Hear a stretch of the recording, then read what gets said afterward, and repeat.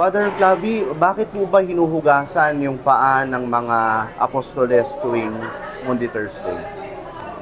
Sa turo ng simbahan, yung paghuhugas ng paa ni Jesus ng kanyang mga disipulo ay the summary of all his deeds, of all his works and sayings.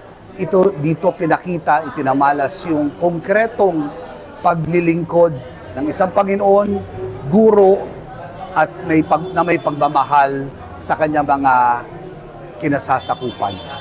It is the summary of his teaching and good deeds.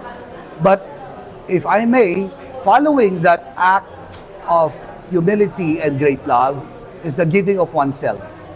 Yung pagbibigay ng sarili ng katawan at dugo na konkreto rin ipinamalas sa pagkamatay sa krus. So, ang Katoliko, hindi lang nananalangin, ipinakikita sa gawa. At yung paggawa ay hanggang sa paghahandog ng buhay sa kapwa. Pero baka naman sabihin ng ating mga kababayan na Katoliko, masakit. Panandalian lang yung sakit sapagkat pagkaraan ng 3 araw na buhay magbuli si Jesus. Ano pong hamon sa atin dito sa washing of the feet ritual, Father? Ang hamon para sa atin sa aking pagninilay ay yung may pagpapakumbaba na paghuhugas ng paa. Yung pagpapakumbaba na paglilingkod. Pag wala yung pagpapakumbaba at lingkod lang, kayabangan yun.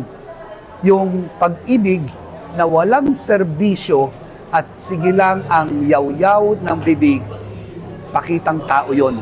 So, magkasama palagi. Humility comes with service. Prayer comes with loving till it hurts.